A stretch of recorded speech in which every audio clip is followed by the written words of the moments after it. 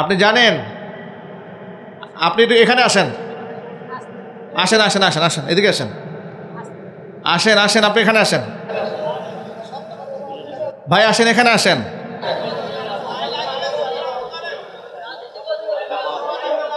না না, বিগত 16 বছরে, হ্যাঁ না না, আজকে উনি ওয়াজ করবেন, আমরা শুনবো আজকে ইনশাল্লাহ। আসেন ভাই, আসেন আসেন না ভাই, আসেন একটু সামনে আসেন। আস্তে সুপ একবার এত বড় কথা। আপনি আসেন না, একটু আসেন, সামনে আসেন ভাই। কি নাম আপনার, কি নাম?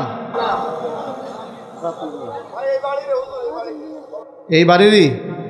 হ্যাঁ রতন ভাই, আসেন সামনে আসেন। হ্যাঁ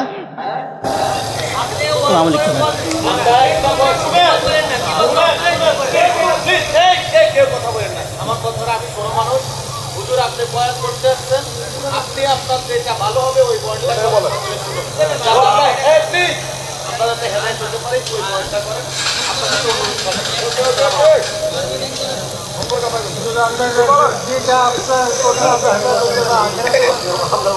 ভাই আপনাদেরকে একটা কথা বলি, এখন ভাই যে কথাটা বলেছে মাশাআল্লাহ সুন্দর কথা বলেছে, যে কথা বললে মানুষের হেদায়েত হবে সেটাই বলতে হবে।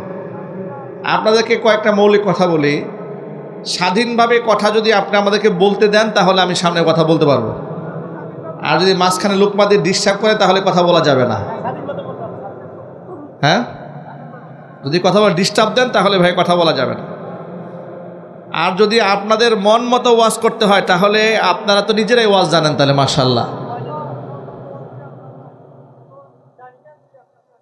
হ্যাঁ, আমি আপনাদেরকে যে কটা এক্সাম্পল দিতে চেয়েছিলাম সেটা হলো এই যে কোরআন সুন্নাহ অনুযায়ী যদি দেশ সমাজ রাষ্ট্র পরিচালনা না হয় তাহলে এই দেশকে আপনি ঢেলে সাজাতে পারবেন না। কথা বলে না কেন? আপনি এই সমাজকে ভালো বানাতে গেলে আল্লাহর কোরআনের ফর্মুলা ছাড়া বিকল্প কোনো রাস্তা নাই। এর বাইরে যে রাস্তা দেখাবে ওটা শয়তানের পথ। কোরআনের পথ কার পথ জোরে বলেন তো ভাই, এটা জোরে আওয়াজে বলেন না, কার পথ? আর কোরআনের বাহিরের পথটা কার পথ? শয়তানের পথ। আজকে এই সমাজের মধ্যে স্মাগলার আছে না নাই? খুন খারাপি আছে না নাই? ধর্ষক আছে না নাই? তো এই যে এত এত ধর্ষক বাংলাদেশে, এত এত ধর্ষণের ঘটনা ঘটে গেল, কয়টা ধর্ষকের শাস্তি এই দেশে হয়েছে আপনারা বলেন? এই যে শহীদ উসমান হাদির মতো মেধাবী তরুণরা হারিয়ে যাচ্ছে, কত কত আলেমদেরকে মিথ্যা মামলা দিয়ে ফাঁসি দিয়ে শেষ করে দেওয়া হলো।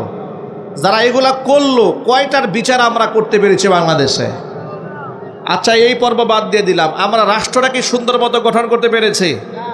ঢাকা থেকে আপনাদের এই ফরিদগঞ্জে আসতে কত কিলোমিটার রাস্তা? হ্যাঁ জানেন না? হ্যাঁ 112 কিলো। এই 112 কিলো রাস্তা সর্বোচ্চ রাস্তা অনুযায়ী 2 ঘন্টা থেকে 2.5 ঘন্টা লাগার কথা, বেশি থেকে বেশি হলে সেখানে 5 থেকে 6 ঘন্টা সময় লাগে আসতে। কেন? আমাদের কি কিসের অভাব ছিল এই রাষ্ট্রে? এই রাষ্ট্রে মুসলমানদের এত মুসলমান এই দেশে, আমরা দাবি করে বলি 90 থেকে 95% মানুষ আমরা মুসলমান। কথা ঠিক নেবে ঠিক? আমাদের চরিত্র আমরা গঠন করতে পারি না ইসলাম দিয়ে। যে যেখানে বসে সেখানে বসেই চুরি করা শুরু করে, যার কারণে রাষ্ট্র আমরা গড়তে পারি নাই। আমি আমার সকল যুবক ভাই যারা এখানে এসেছেন, সকল যুবক ভাই এবং বন্ধুগণ, পর্দার অন্তলে মা এবং বোনেরা, সকলের প্রতি আহ্বান থাকবে, প্রত্যেকটা মুসলমানের কলেজার মধ্যে চিন্তা চেতনা একটাই থাকবে, এই বাংলার জমিনে আমরা ব্যক্তি জীবনে, পারিবারিক জীবনের, সামাজিক অঙ্গনে সকল ক্ষেত্রে আমার আল্লাহ যে বিধিবিধান দিয়েছেন সেটা আমরা মানতে চাই। আল্লাহ যেন তৌফিক দেন, জোরে কর আমিন। এই রাষ্ট্র থেকে যদি আমরা মাদককে নিষিদ্ধ করতে চাই তাহলে রাষ্ট্রের মধ্যে যারা দায়িত্বশীল মাদকের বিরুদ্ধে তাদেরই কথা বলতে হবে। কারণ বাংলাদেশের মতো একটা মুসলমানদের দেশে মাদকের লাইসেন্স দেওয়া হয়েছে। এই বাংলাদেশে 21 বছর বয়স যদি কোনো যুবকের হয়, যুবতীর হয়ে যায়, সরকারের কাছে লাইসেন্স চাইলে বিবেচনা করে আপনাকে মদ খাওয়ার লাইসেন্স দিতে পারে, এ আইন বাংলাদেশে আছে। এমনকি মাত্র 12 বছর বয়সে একটা মেয়ে যদি পতিতাবৃত্তি করতে চায়, সে যদি পতিতা হতে চায়, 12 বছর বয়সে তাকে লাইসেন্স দেওয়া হয়। জোরে জোরে কন্যা নাউজুবিল্লাহ। এটা আপনি ওয়াজ দিয়ে কি করে ভালো করবেন এই সমাজ, বলেন তো ভাই? এই জন্য ইমানদার নেতৃত্ব যারা আসবে সমাজে, মুসলমান, তারা যদি দাঁড়িয়ে বলে যে না, মদ আল্লাহ হারাম করেছেন, আমি লাইসেন্স দেওয়ার কে? ঠিক না ঠিক জুড়ে বলেন? মদ হারাম করেছেন কে? নাকি হুজুররা মিলে হারাম করছেন? কোরআন মাজিদ আল্লাহ রাব্বুল আমিন বলে দিয়েছেন, ইয়া আইয়ুহাল্লাযীনা আমানু ইন্নামাল খামরু ওয়াল মাইসিরু ওয়াল আনসাবু ওয়াল আজলামু রিজসুম মিন আমালিশ শাইতান ফাজতানিবুহু লাআল্লাকুম তুফলিহুন। হে ঈমানদাররা, ইন্নামাল খামরু ওয়াল মাইসিরু ওয়াল আনসাবু ওয়াল আজলাম, 4টা জিনিস শয়তানের নাপাক কর্মকাণ্ড। 1 নাম্বার মদ, 2 নাম্বার জুয়া, 3 নাম্বার মূর্তি সমূহ, 4 নাম্বার ভাগ্য নির্ধারণকারী তীর। ফাজতানিবুহু, এগুলো পরিহার করো, লাআল্লাকুম তুফলিহুন, তাহলেই তোমরা সফলতা অর্জন করতে পারবে। তাহলে যেই দেশ, যে সমাজ, যে এলাকা, যে রাষ্ট্র মদের লাইসেন্স দেয় কোরআনের আয়াত অনুযায়ী, তারা কোশ্চিনকালেও সফল হতে পারবে না। কথা ঠিক না ব্যাঠিক জোরে বলেন? যদি আমাদের সফলতা অর্জন করতে হয়, তাহলে মাদকের বিরুদ্ধে সকলকে দাঁড়িয়ে যেতে হবে। সফলতা যদি অর্জন করতে হয়, জুয়ার বিরুদ্ধে দাঁড়িয়ে যেতে হবে। সফলতা যদি অর্জন করতে হয়, মূর্তির বিরুদ্ধে দাঁড়িয়ে যেতে হবে। মুসলমানের সন্তান হয়ে মূর্তিকে শ্রদ্ধা করতে পারে না, সম্মান করতে পারে না, মাথা নত করতে পারে না। মুসলমানের সন্তানের বিশ্বাস হচ্ছে মূর্তি, ভাস্কর্য, গাছ, মাজার কিংবা কোনো দরবার মানুষের তাকদিরের ভালো মন্দ করতে পারে না। মানুষের তাকদির ভালো মন্দের একমাত্র ফয়সালা আল্লাহর পক্ষ থেকে হয়। ঠিক না ঠিক বলেন? ভালো মন্দের ফয়সালা সব কার কাছ থেকে হয়? এখন মহান আল্লাহ পাক যখন এই আয়াতটা নাজিল করলেন, মদিনাতুল মুনাওয়ারাতে সাহাবায়ে কেরাম মদ ঢেলে দিলেন, মদের মটকাগুলো ভেঙে ফেললেন। এই পরিমাণ মদ অলিতে গলিতে ছেড়ে দেওয়া হলো যে অলিগুলি একবার প্লাবিত হয়ে গেল মদে।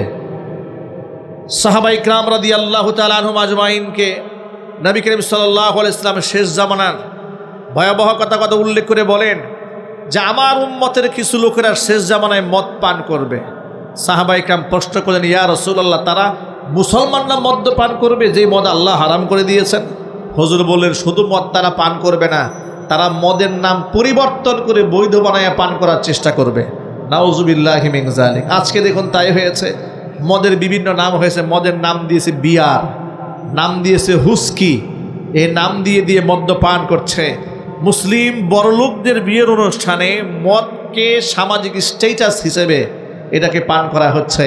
এটা জোরে বলতে হবে নাউজুবিল্লাহ।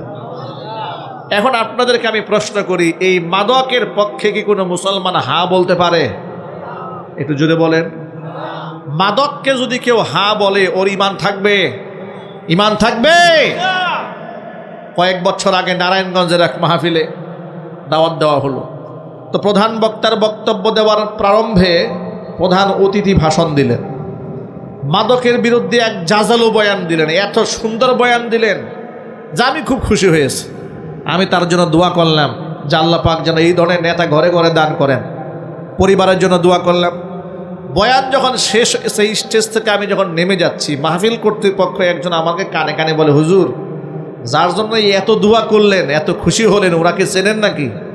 আমি বললাম, না, আমি ওনাকে কি করে চিনবো? আমার বাড়ি গাজীপুরে, ওনার বাড়ি নারায়ণগঞ্জে। তখন তিনি বললেন, ইনিই হচ্ছেন আমাদের গোটা এই এলাকার মাদকের ডিলার। আমি বললাম, এ কথার মানেটা কি? বলে, হ্যাঁ হুজুর, এটাই সঠিক, উনি মাদক এই সমস্ত আন্ডারওয়ার্ল্ড পরিচালনা উনিই করেন। আমি বললাম, তাহলে এই ধরনের মানুষ মাহফিলের প্রধান অতিথি বানালেন কেন? তারা উত্তর দিয়ে বলে, হুজুর, উনাকে প্রধান অতিথি না বানালে ওয়াজ করতে দেবে না।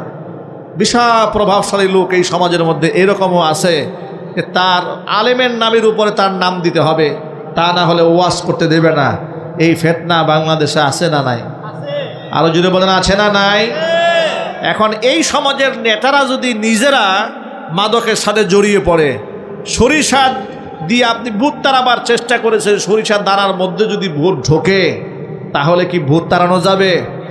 যার নেতৃত্ব যাদের হাতে থাকবে তাদের দায়িত্ব হচ্ছে এই সমাজকে একটা সুষ্ঠু সমাজ বিনির্মাণ করা, সুদমুক্ত, ঘুষমুক্ত, জেনা ব্যভিচার মুক্ত, দুর্নীতিমুক্ত, মাদক মুক্ত এই সমাজ গড়ার দায়িত্ব নেতৃবৃন্দের। ঠিক নেবে ঠিক?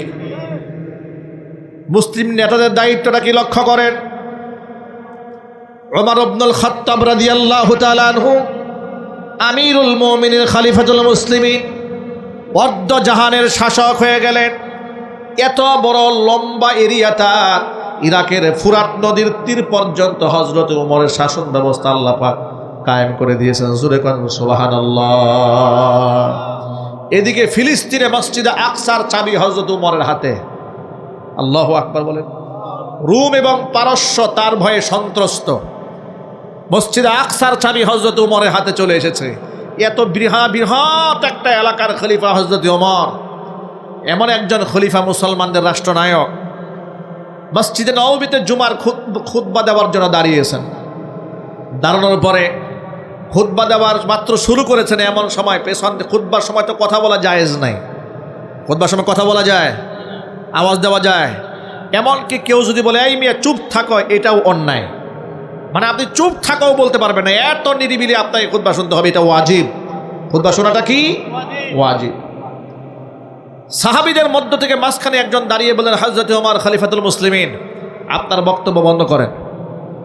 আপনার বক্তব্য শুনবো এর আগে আপনি আমার কাছে আগে জবাব দেন, আপনি যে জুব্বাটা গায়ে দিয়েছেন, এই জুব্বাটা আপনি যুদ্ধলব্ধ সম্পদের 2 টুকরা কাপড় দিয়ে বানিয়েছেন। জিহাদের ময়দানে যুদ্ধলব্ধ সম্পদ থেকে যে গনিমতের মাল এসেছে, ওই গনিমতের মালের সবাই 1 টুকরা করে জুব্বার কাপড় পেয়েছে, আপনি 2 টুকরা পাইলেন কোত্থেকে? খলিফা হওয়ার সুবাদে কি আপনি এক্সট্রা কোনো ফ্যাসিলিটিস গ্রহণ করেছেন কিনা, এটা আগে আমার কাছে জবাব দেন। সুবহানাল্লাহ পড়ে। ভাবা যায় অর্ধজাহানের একজন শাসকের সামনে দাঁড়িয়ে জুমার নামাজে মিম্বারে তাকে প্রশ্ন মানে জর্জরিত করেছেন। হযরত ওমর রাগ হলেন না, গুসা হলেন না, নিজের ছেলে আব্দুল্লাহ ইবনে ওমরকে ডাক দিলেন। আব্দুল্লাহ, ওমর এদিকে আসো। আব্দুল্লাহ ওমর আসলেন। এবার তুমি বলো। হযরত আব্দুল্লাহ ইবনে ওমর বলেন, প্রিয় মুসলিমে কেরাম, আপনারা তো আমার বাবার গায়ের জুব্বা নিয়ে প্রশ্ন তুলেছেন। বলে হ্যাঁ। এবার তার কাহিনীটা শোনেন। আমার বাবার গায়ের যে জুব্বা আপনি দেখতে পাচ্ছেন আপনারা, উনি মূলত 1 টুকরা কাপড়ই পেয়েছিলেন, কিন্তু উনি লম্বা মানুষ হওয়ার কারণে, উনি আকারে একটু লম্বা ছিলেন আর কি, লম্বা মানুষ হওয়ার কারণে 1 টুকরা কাপড়ে উনার জুব্বা হয় না। তখন উনার জন্য বরাদ্দকৃত 1 টুকরা, আর আমাকে আমার ভাগে যেটা আসছিল এই টুকরা আমি আমার আব্বাকে দিয়ে দিয়েছি। 2 টুকরা দিয়ে আমার আব্বা যান একটা জুব্বা বানাইছেন। সুবহানাল্লাহ বলতে ইচ্ছে করলো না ভাই? মুসলিম নেতাদের সততা থাকবে এরকম, এটা থাকবে আইডল এবং আইকন তারা। আরেকদিন হযরত ওমর রাদিয়াল্লাহু তাআলা আনহুর সামনে তার স্ত্রী কিছু পিঠা দিয়েছেন। পিঠা পাওয়ার পরে স্ত্রীকে ডেকে বলেন, আব্দুল্লাহর মা, রাষ্ট্রপক্ষ থেকে আমার জন্য যে বেতন ভাতা আসে, যেই আটা আসে, সেখান থেকে তো আমার পিঠা খাওয়ার কথা না, কোনো মতে সিমসাম করে আমার সংসারটা চলে যাওয়ার কথা। তো তুমি আমার বিলাসী খাবার পিঠা নিয়ে আসলে আমার সামনে, এটা তুমি পেলে কোথায়? এটা কি কেউ তোমাকে হাদিয়া দিয়েছে নাকি তাকে ঘুষ দিয়েছে কেউ?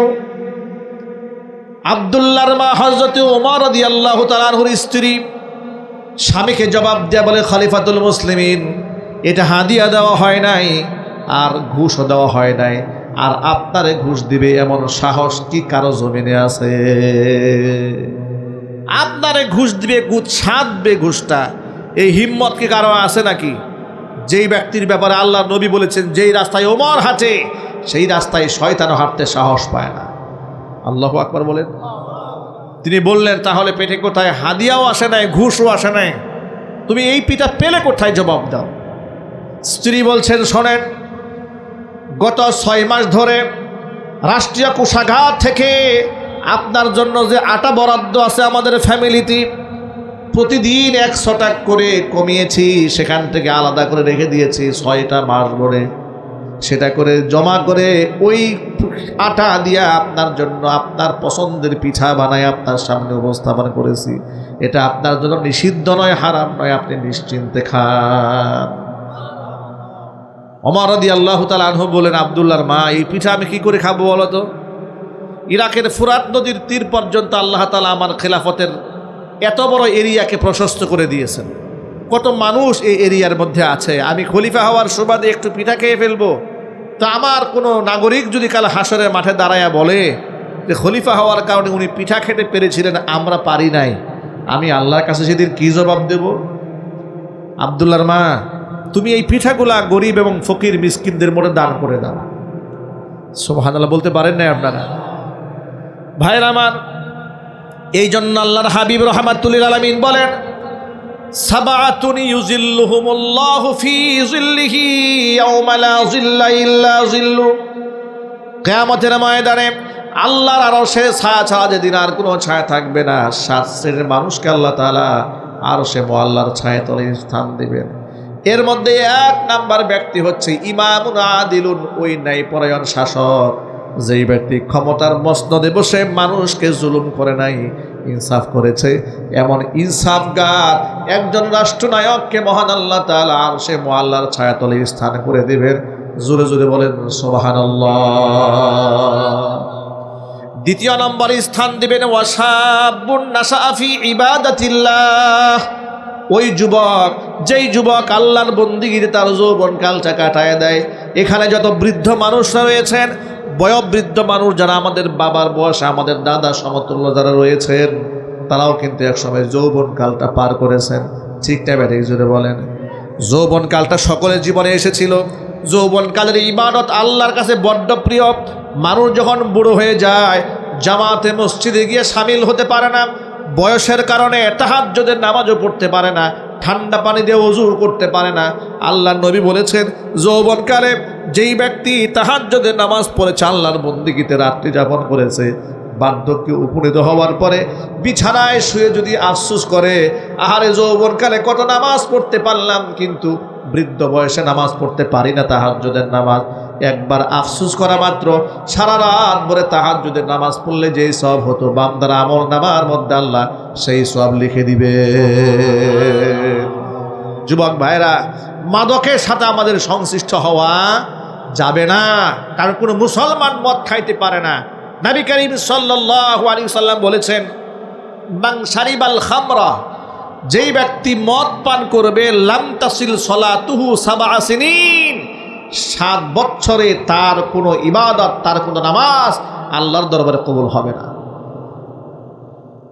শুধু কি তাই? আল্লাহর নবী সাল্লাল্লাহু আলাইহি ওয়াসাল্লাম আর একটু শক্ত ভাষায় বলেছেন, নামাজ কবুল তো দূরের কথা, যেই ব্যক্তি মাদকের সাথে সংশ্লিষ্ট থাকে, আল্লাহ নবী বলেছেন, সালাসাতুন কদ হাররামাল্লাহু আলাইহিমুল জান্নাহ, 3 শ্রেণীর মানুষের জন্য আল্লাহ পাক তার জান্নাতকে হারাম করে দিয়েছেন। 1 নাম্বার মুদমিনুল খামর, যারা মদ পান করে তাদের জন্য আল্লাহর জান্নাত হারাম। 2 নাম্বার ওয়ালাকু, পিতামাতার অবাধ্য সন্তান যারা, তাদের জন্য আল্লাহর জান্নাত হারাম। 3 নাম্বার ওয়াদাইয়ুসুল্লাযী ইউকিররু ফি আহলিহিল খাবাস, ওই দাইয়ুস পুরুষ, যে পুরুষ তার অধীনস্থ নারীদেরকে বেপর্দায় চালায়, ওই সমস্ত পুরুষের জন্য আল্লাহর জান্নাত আল্লাহ হারাম করে দিয়েছেন। জোরে জোরে বলেন নাউযুবিল্লাহ। আমি প্রশ্ন রাখতে চাই, আমরা কি জাহান্নামী হতে চাই? জোরে বলেন। আমরা কি জাহান্নামের আগুনে পড়তে চাই? আমরা জান্নাতে যেতে চাই। কারা কারা জান্নাতে যেতে হাত দেখতে চায়? আমি তো জানি না পাবো কি পাবো না, আল্লাহ তোমার দেয়া সেরা জান্নাত। আমি তো জানি না পাবো কি পাবো না, আল্লাহ তোমার দেয়া সেরা জান্নাত। আমি শুধু জানি নরকের অগ্নি সইতে পারবো না কোনো দিন রাত।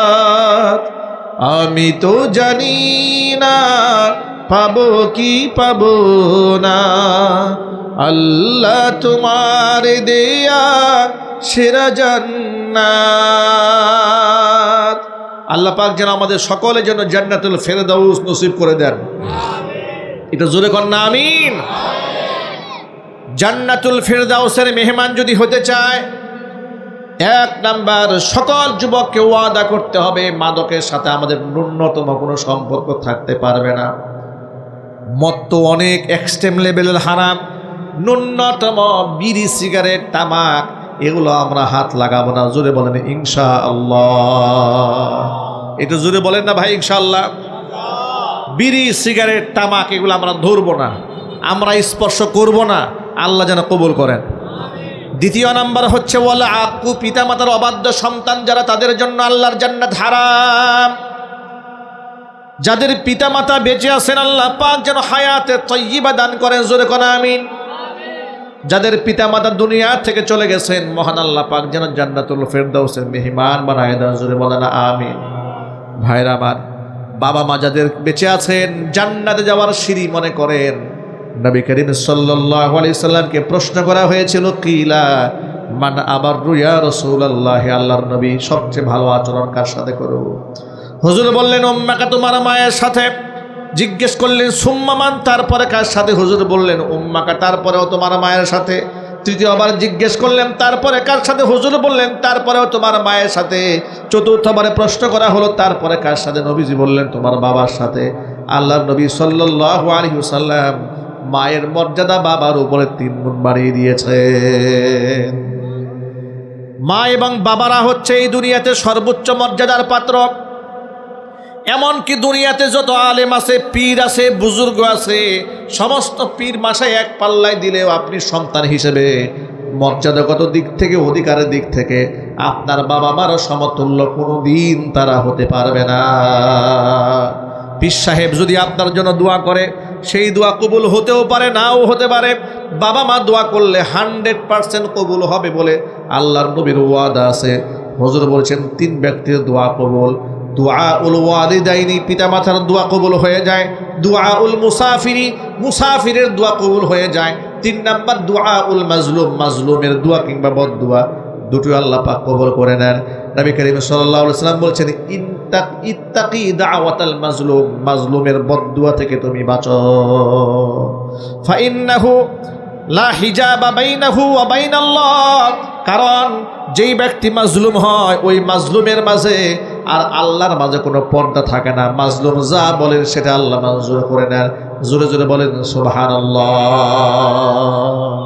এই জন্য আমার বন্ধুগণ, সকল ভাইদেরকে বলি 3 শ্রেণীর দোয়া আল্লাহর নবী বলেছেন অবশ্যই কবুল। মুসাফিরের দোয়া কবুল হয়, বাবা মার দোয়া কবুল হয়, মাজলুমের দোয়া কিংবা বদদোয়া আল্লাহ পাকের কাছে কবুল হয়ে যায়। ঠিক না ঠিক জুড়ে বলেন। বিগত বছরগুলোতে খুনি হাসিনা এদেশের আলেমদের উপর নির্যাতন চালিয়েছে। মাহফিল থেকে আলেমদেরকে ধরে নিয়ে গেছে। 2018 সালে মাহফিল মঞ্চ থেকে আমাকে ধরে নিয়ে যাওয়া হলো। জিজ্ঞেস করলাম আমার অপরাধটা কি? বলে উপরের নির্দেশ। পরের দিন কোর্টে তুলেছে, মামলা দিয়েছে। এক জায়গায় বসে আমরা রাষ্ট্রবিরোধী ষড়যন্ত্র করছিলাম। পরবর্তীতে পুলিশ এসে ধাওয়া দিয়েছে, সব আসামি পালায় গেছে। 5-7 জন পালাতে পারে নাই। আমার পকেটে 16টা ককটেল বোমা পাওয়া গেছে। 2018 সালের 8ই ফেব্রুয়ারি গ্রেফতার হলাম। মার্চের 1 তারিখে জামিনে বের হলাম। 22 দিন কারাবরণ করলাম। কিসের অপরাধে? মসজিদের ইমাম এবং আলেমদের সাথে খুনি হাসিনা যে আচরণ করেছে, অসংখ্য আলেমদের বদদুয়ার কারণে গোষ্ঠী সহ দেশ থেকে পালিয়ে যেতে বাধ্য হয়েছে। কথা ঠিক তবে ঠিক চিল্লায় বলা মুসলমান। মাজলুমের বদদুয়া বিফলে যায় না। মনে রেখো, ওয়াসায়ালামুল্লাযীনা যালামু আইয়ামুন কালাবি ইয়ানকালিবুন, জালেমরা অচিরেই টের পাবে তারা কোন গন্তব্যে রওনা হয়েছে। আবু দারদা রাদিয়াল্লাহু তাআলা আনহু থেকে বর্ণিত একটা হাদিস শোনাই আপনাদেরকে। আন আবি দারদা রাদিয়াল্লাহু তাআলা আনহু আন্নাহু ক্বাল কুন আলিমান, সম্ভব হলে নিজে আলেম হয়ে যাও। আলেমদের এত সম্মান। নবীজি বলেছেন ফাদলুল আলিমি আলাল আবিদি কাফাদলি আলা আদনাকুম, তোমাদের উপরে আমি মুহাম্মদ সাল্লাল্লাহু আলাইহি ওয়াসাল্লামের মর্যাদা সবচেয়ে আদনা সাহাবীর উপরে যেমন, এই দুনিয়ার আবেদ বান্দা যারা তাদের উপরে এই সমাজের আলেমের মর্তবা ঠিক তেমন। জোরে বলেন সুবহানাল্লাহ।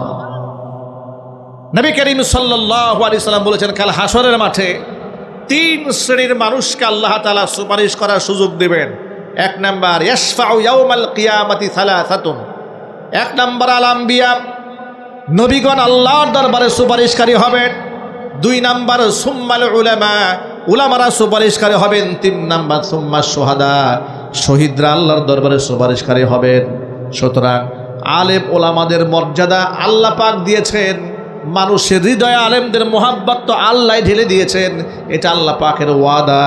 মহান আল্লাহ পাক বলেন, ইয়ারফাইল্লাহুল্লাযীনা আমানু মিনকুম ওয়াল্লাযীনা উতুল ইলমা দারাজাত। তোমাদের মধ্যে যারা ইমানদার তাদের মর্যাদা আমি বাড়িয়ে দেব, সাথে সাথে যারা আলেম ওলামা হয়, ইলম যাদেরকে দান করা হয় তাদের মর্যাদা আমি বাড়ায় দেব। জোরে বলেন সুবহানাল্লাহ। এই দুনিয়াতে যার সাথে যার মোহাব্বত থাকে, মহান আল্লাহ তাআলা পরকালে তার সাথেই তার হাসর নসিব করায় দেবে। যদি আপনি জালেমের সাথে বন্ধু হন, জালেমের সাথে আপনার হাসর হবে। পেটাত্তা হন, খুনি হাসিনার সাথে আপনার হাসর করায় দেবেন। যদি আপনি আলেমদেরকে বন্ধু বানান, আলেম ওলামার সাথে আল্লাহ পাক হাসর নসিব করায় দেবেন। নবীদের সাথে, সিদ্দিকিনদের সাথে, শহীদদের সাথে আল্লাহ পাক হাসর নসিব করায় দেবেন। আলেমদের সাথে আপনার হাসর চান? শহীদদের সাথে হাসর চান? নবীদের সাথে হাসর চান? শর্ত হলো, কোরআন বলে দিয়েছে, মাইয়ুতিইল্লাহা ওয়ার রাসূল ফাউলাইকা মাআল্লাযীনা আন'আমা আল্লাহু আলাইহিম মিনান নাবিয়্যিনা والصديقين والشهداء والصالحين وحسن أولئك رفيقا। যেই ব্যক্তি আনুগত্য করবে আল্লাহর, আনুগত্য করবে আল্লাহ রসুলের, তাদের হাসর হবে আল্লাহ পাকের নিয়ামত প্রাপ্ত বান্দাদের সাথে। নিয়ামত প্রাপ্ত বান্দা কারা? মিনান নাবিয়্যিন, নবীর আল্লাহর নিয়ামতের নিয়ামত প্রাপ্ত বান্দা। ওয়াস-সিদ্দিকিন, সিদ্দিকিনরা আল্লাহর নিয়ামত প্রাপ্ত বান্দা। ওয়াস-শুহাদা, শহীদরা আল্লাহ পাকের নিয়ামত প্রাপ্ত বান্দা। ওয়াস-সালিহিন, নেককার মানুষগুলো আল্লাহ পাকের নিয়ামত প্রাপ্ত বান্দা। আমার আল্লাহ পাক নিজেই বলেন, ওয়া হাসুনা উলাইকা রাফিকা, বন্ধু হিসেবে তারা কতই না উত্তম। মনে রাখবেন, হাসরের মাঠে শুধুমাত্র অসৎ সঙ্গের কারণে অসংখ্য লোক জাহান্নামের আগুনে পুড়বে। সঙ্গ দোষে লোহা ভাসে, কথা আছে না ভাই? সঙ্গ দোষে লোহা ভাসে। আপনি যদি সৎ সঙ্গ গ্রহণ করেন, আমাদের দেশে প্রবাদ ভাষায় বলে, সৎ সঙ্গে স্বর্গবাস, অসৎ সঙ্গে সর্বনাশ। আপনি যদি বদ মানুষের সাথে চলেন, তাহলে বদকারদের সাথে হাসর হবে। নবী করিম সাল্লাল্লাহু আলাইহি সাল্লাম বলেছেন যে কিয়ামতের ময়দানে অসংখ্য মানুষ শুধুমাত্র বন্ধুত্বের খাতিরে জাহান্নামের আগুনে পুড়বে। সূরা ফুরকানে এই ব্যাপারে আল্লাহ পাকের স্পষ্ট একটা ঘোষণা আছে। ঘোষণা কি? এই পয়েন্টটা ঠান্ডা মাথায় মনে রাখেন। আমার আল্লাহ পাক বলেন, ওয়া ইয়াউমা ইয়া'আদ্দুয যালিমু আলা ইয়াদাইহি ইয়াকুলু ইয়া লাইতানি ইত্তাখাযতু মা'আর রাসূলি সাবিলা ইয়া ওয়াইলাতা লাইতানি লাম আত্তাখিয ফুলানান খলিলা। জালেম কিয়ামতের মাঠে জাহান্নামের ভয়াবহ দৃশ্য দেখার পরে আফসোস করে নিজের হাতের চামড়া নিজে কামড়িয়ে ছিঁড়ে ফেলবে। ইয়া'আদ্দুয যালিমু আলা ইয়াদাইহি, নিজের 2 হাত নিজে কামড়াবে, আফসোস করবে, দুঃখে কষ্টে খামসাইয়া কামড়িয়ে চামড়া ছিঁড়ে ফেলবে। আর বলবে, হালে ইয়া লাইতানি লাম আত্তাখিয ফুলানান খলিলা, আমি যদি অমুককে বন্ধু না বানাইতাম, রসুলের সাথে যদি আমি পথ ধরতাম, তাহলে কতই না ভালো হতো। এই সমাজের লোকেরা অসংখ্য লোক আছে, আলেমদেরকে নিয়ে ঠাট্টা করে, বিদ্রুপ করে, উপহাস করে। কিয়ামতের ময়দানে জাহান্নামের ভয়াবহ দৃশ্য দেখার পরে তারা বলবে, আরে সেই দিন যদি বাকবিতণ্ডা না করে, আলেমদের সাথে বিয়াদবি না করে, যদি আলেমদের কথা অনুযায়ী চলতাম, জীবনটা ধন্য হয়ে যেত। ঠিক না? ঠিক বলেন। নিজের হাতের চামড়া নিজেরা কামড়ায় ছিঁড়ে ফেলবে, আফসোস করে। কিন্তু ওই আফসোসে কোনো ফায়দা হবে না, ওই আফসোসে কোনো ফায়দা হবে না, কোনো ফায়দা হবে না। এই জন্য আসুন আমরা সৎ পথে চলি, আল্লাহ যেন তৌফিক দেন, জোরে কোন আমিন। এটা আল্লাহ পাকের নির্দেশ। সূরা তাওবাতে আল্লাহ বলেছেন, ইয়া আইয়ুহাল্লাযীনা আমানুত্তাকুল্লাহ ওয়া কুনু মা'আস সাদিকিন।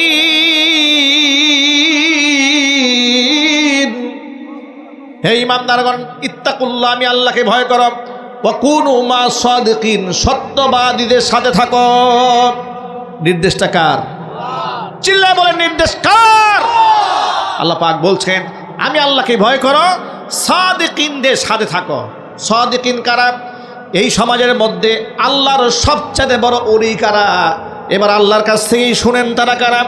ইন্নামা ইয়াখশাল্লাহা মিন ইবাদিহিল উলামা। এই সমাজে আল্লাহকে সবচেয়ে বেশি ভয় করে চলে এই প্রজন্মের উলামায়ে কেরাম। জোরে জোরে বলেন সুবহানাল্লাহ। প্রত্যেক যুগে যুগে আলেমরাই আল্লাহকে সবচাইতে বেশি ভয় করে, এটা কোরআনে আল্লাহর নিজের বক্তব্য। আলেমদের চাইতে বড় আল্লাহর ওলি আসমানের নিচে জমিনের উপরে আর নাই, কারণ উলামারা হচ্ছেন নবীগণের ওয়ারিস। উলামারা কাদের ওয়ারিস? ইন্নামাল উলামা ওয়ারাসাতুল আম্বিয়া, উলামারা নবীগণের ওয়ারিস। ওয়া ইন্নাল আম্বিয়া লাম ইউয়ারিসু দিনারা ওয়ালা দিরহামা বাল ওয়ারাসুল ইলমা। আলেমরা টাকা পয়সা ধন সম্পদের ওয়ারিস হন নাই, কারণ নবীরা এগুলা রেখেও যান নাই। নবীরা রেখে গিয়েছেন আসমানের ইলম, ওই ইলমের উত্তরাধিকার হয়েছেন উলামায়ে কেরাম। সুতরাং ওই উলামারা হচ্ছেন আল্লাহর সবচেয়ে বড় বন্ধু। আলেমদের সাথে মহাব্বত রাখেন, বন্ধুত্ব রাখেন, কিয়ামতের ময়দানে আলেম সুপারিশ করে আপনাকে জান্নাতের রাস্তায় নিয়ে যাবেন। জোরে বলেন সুবহানাল্লাহ। ইবনে মাজার হাদিসের মধ্যে এসেছে, ইউকালু লিল আবিদি, আল্লাহর নবী বলেন, সাধারণ আবেদ বান্দা যারা, মুসল্লি যারা, তাকে আল্লাহর পক্ষ থেকে বলা হবে উদখুলুল জান্নাত, জান্নাতে ঢোকো। ওয়া ইউকালু লিল আলিমি কিফ, আলেমকে একা একা জান্নাতে যেতে দেওয়া হবে না, আলেমকে দাঁড় করিয়ে দেওয়া হবে আর বলা হবে কিফ, ও আলেম দাঁড়াও। ওয়াসফা আলিন্নাস, অসংখ্য মানুষ আসতে বিপদগ্রস্ত মানুষের জন্য তুমি সুপারিশ করো। মানুষ তখন সুপারিশ করবেন।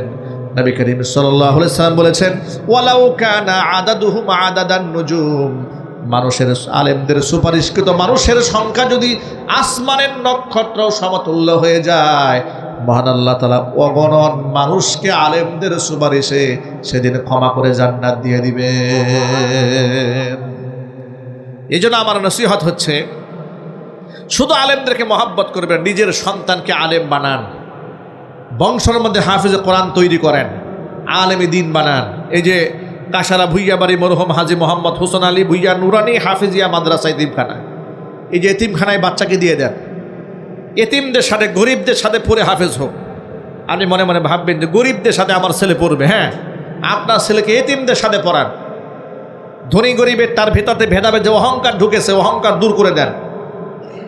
আমি আমার নিজের ছেলেকে আমার মাদ্রাসাতে বোর্ডিংয়ের ফ্লোরে রাখতাম, ফ্লোরে। আমার নিজের ছেলে, বয়স 7 বছর। আমার নিজের যে মাদ্রাসা, সেই মাদ্রাসার পরিবেশ অনেকের বাসাবাড়ির চেয়ে তো বহুত উন্নত। সেখানে না রেখে আমি দূরে মাদ্রাসায় দিয়ে দিয়েছি আমার ছেলেকে, সেখানে পড়াশোনা করছে। ওদিন জিজ্ঞেস করলাম, কি খেয়েছো রাতের বেলায়? পরে ডাল দিয়ে ভাত খেয়েছি। জিজ্ঞেস করলাম, আর কিছু দেয় নাই? বলেন আর কিছুই দেয় নাই, কিছুই দেয় নাই। তো সেখানে কেন দিলাম? আমি চাই আমার সন্তানটা মানুষ হোক। আত্ম অহমিকা গরিমা ভেতর থেকে শিশুকাল থেকেই যদি ধ্বংস না করেন, আপনার সন্তান সমাজের মধ্যে মানুষকে মানুষ মনে করবে না।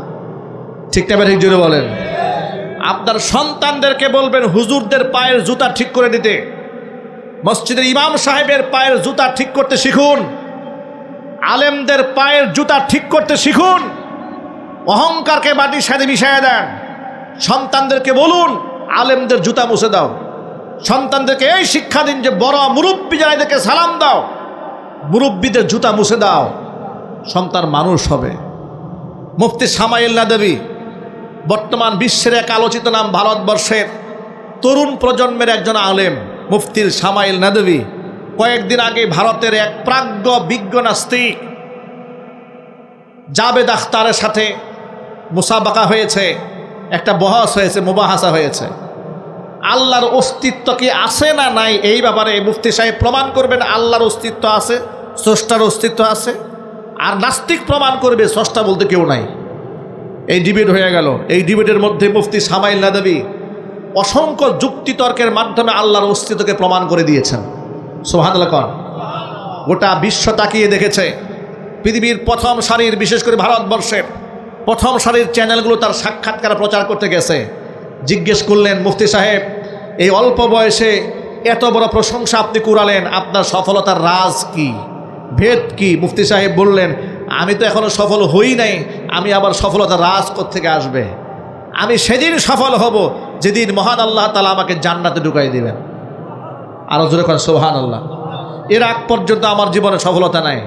পরে তিনি বললেন যে আপনার তবে হ্যাঁ যতটুকু সাকসেস আপনারা মনে করেন যে গোটা দুনিয়ার মানুষ আমার প্রশংসা করছে, এই যে এই অর্জন, এই যে মানুষের ভালোবাসা, শ্রদ্ধার জায়গাটা আমার এসেছে, এটা আল্লাহ পাকের রহম আর আমার উস্তাদদের দোয়া। তখন তিনি মিডিয়ার সামনে বললেন, আমার উস্তাদ মুফতি সাঈদুর রহমান হাফিজাহুল্লাহ, তিনি যার কাছে হাদিস পড়েছেন, তিনি বলেন যে আমি দরজার কাছে বসে থাকতাম, উস্তাদ হাদিসের ক্লাস শেষ করে যাওয়ার পথে যেন জুতাটা তার পায়ে আমি পরিয়ে দিতে পারতাম। সুবহানাল্লাহ বলবেন না? তিনি বলেন এইরকম আমি একদিন করি নাই, আমি আমার উস্তাদের টানা 1 বছর যে উনি ক্লাস করেছেন মুফতি সাহেব, তার আমি জুতা সুতা করেছি। উনি সারা বছর কিছু বলেন নাই। যখন বিদায়ী ক্লাস, শেষ ক্লাস, বছর শেষ হয়ে গেছে না, ক্লাস তো শেষ, তখন উস্তাদ বললেন, আমি যখন আবার জুতা পরাতে গেলাম, উস্তাদ তখন মুফতি সাঈদুর রহমান বলেছেন যে তুমি কি সারা বছর আমার জুতা পরার দায়িত্ব তুমি গ্রহণ করেছিলে? তাহলে আমি তোমার জন্য দোয়া করে দিলাম, আল্লাহ পাক যেন তোমার মাধ্যমে ইসলামের খেদমত মাশরিক থেকে মাগরিব, পূর্ব থেকে পশ্চিম পর্যন্ত আল্লাহ সাইলাভ করে দেয়। উস্তাদের সেই দোয়া আজকে কবুল হয়েছে। বিশ্ব পরিমণ্ডলে তার নাম ধাম সুনাম সুখ্যাতি ছড়িয়ে পড়েছে। এই এক্সাম্পলটা আপনাদের সামনে দেওয়ার উদ্দেশ্য একটাই, আমরাও যদি আমাদের সন্তানদেরকে এই আদর্শ শেখাতে পারি যে আলেমদেরকে রেসপেক্ট করো, আলেমদেরকে সম্মান দাও, আপনার সন্তান গোটা বিশ্ব পরিমণ্ডলে চমকায় যাবে। আর আপনি যদি করেন আলেমের সাথে বিয়াদবি, আলেমের সাথে গুস্তাখি, আপনার বংশের মধ্যে একটা আলেম হওয়ার আর কোনো সম্ভাবনা নাই। কথা ঠিক না? ঠিক। এই জন্য আমরা আলেমদের সম্মান দেবো তো ইনশাআল্লাহ। বলেন ইনশাআল্লাহ। আল্লাহ পাক যেন কবুল করেন, জোরে করে আমিন। এবার যুবক ভাইদের জন্য সর্বশেষ সবক আমার, যেহেতু মদ্যপান করলে জাহান্নাম ওয়াজিব হয়, মদ্যপান করলে 7 বছরের নামাজ পর্যন্ত কবুল হয় না, ওই মাদকের সাথে আমাদের কোনো সম্পর্ক থাকবে না। 2 নাম্বার, পিতা মাতার অবাধ্য সন্তান জাহান্নামের আগুনে পড়বে। যাদের বাবা মা বেঁচে আছেন আল্লাহ পাক যেন হায়াতে তয়্যিবা দেন, জোরে করে আমিন।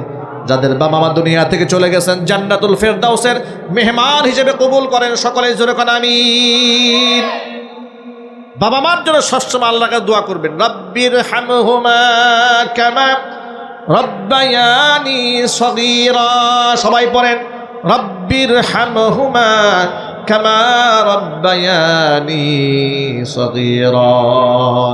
এই যে শীত এসেছে, এই শীতে বাবা মাকে সুন্দর কম্বল দেবেন, ল্যাপ দেবেন, তোষক দেবেন, বাবা মা যেন শীতে কষ্ট না পান। আমাদের সমাজে বাবা মাকে খুব অবহেলা করা হয়। নিজের দামি দামি ব্লেজার পরে বাপ মার গায়ে একটা কম্বল নাই, সোয়েটার নাই, ভালো একটা জাম্পার নাই, এমনকি ভালো একটা স্যান্ডেলও দেয় না। এরকম সন্তান নাই সমাজে? বাবা মার পকেটের খরচটা পর্যন্ত দিতে চায় না। আমাকে এক মাহফিলে গেলাম, যাওয়ার পরে আমাকে এক রুমের খুব সুন্দর একটা ড্রয়িং রুমে বসিয়েছেন, মেহমানদারি করালো। মেহমানদারি করাবার পরে দেখলাম রুমটা খুব ডেকোরেশন করা, ইন্টেরিয়র করা। আমাকে বললেন, হুজুর আমার বৃদ্ধ বাবা দোতলায় থাকে, একটু চলেন যাই। এটা সাক্ষাৎ হলো, উনি অসুস্থ মানুষ, ওনার জন্য একটু দোয়া করে দিবেন। আমি বললাম অসুবিধা নেই, চলেন। মুরব্বী মানুষ দেখা করে আসে, উপরে গেলাম। যে রুমের মধ্যে আমাকে নিয়ে গেল, দেখি রুমে দুর্গন্ধে ঢোকা যায় না, খুব ময়লা একটা চাদরের মধ্যে শুয়ে রাখছে। আমি মুখের জড়তা ভেঙে জিজ্ঞেস করলাম, ভাই আপনি একটা বৃদ্ধ মানুষকে এরকম একটা নোংরা বিছানায় শুয়ে রাখছেন? তিনি আমাকে কি জবাব দিলেন জানেন? আমাকে জবাব দিয়ে বলছেন, হুজুর উনি তো বয়স হয়ে গেছে আর পানি পিক ফেলে বিছানা নষ্ট করে ফেলে, এই জন্য আপনার ভাবি ভালো একটা চাদর ওনাকে দেয় না, ভালো একটা চাদর ওনাকে শুতে দেয় না। আমি বললাম রুমটা পরিষ্কার করে রাখেন। কই মুরব্বী মানুষ তো একটু পরেই আবার সব নষ্ট করে ফেলে। এই জন্য খুব একটা গুছানো হয় না। নাউযুবিল্লাহি মিন যালিক। শিশুকালে আমরা অসহায় থেকে বিছানা পেশাব করে পায়খানা করে নষ্ট করে দিয়েছি, কোনো দিন আমাদের বাপ মা আমাদেরকে ছুঁড়ে মারে নাই। আর আজকে আমরা বাবা মাকে বৃদ্ধকালে তাদেরকে অসহায় অবস্থায় আমরা তাদের উপর জুলুম করছি, শোষণ করছি, নির্যাতন করছি, ঠিক কিনা বলেন? অথচ যে বাড়িতে গেলাম ওই বাড়ির মালিকটাও তখন এই বৃদ্ধ মানুষ। এই বৃদ্ধ মানুষ সেই বিল্ডিংয়ের মালিক, অথচ তার নিজের সম্মান নাই তার নিজের বাড়িতে। এই জন্য যত ভাইরা এখানে এসছেন, বাবা মাকে জান্নাতে যাওয়ার সিঁড়ি মনে করেন। বাবা মা হচ্ছে জান্নাতে যাওয়ার সিঁড়ি। বাবা মা কি জুড়ে বলেন ভাই?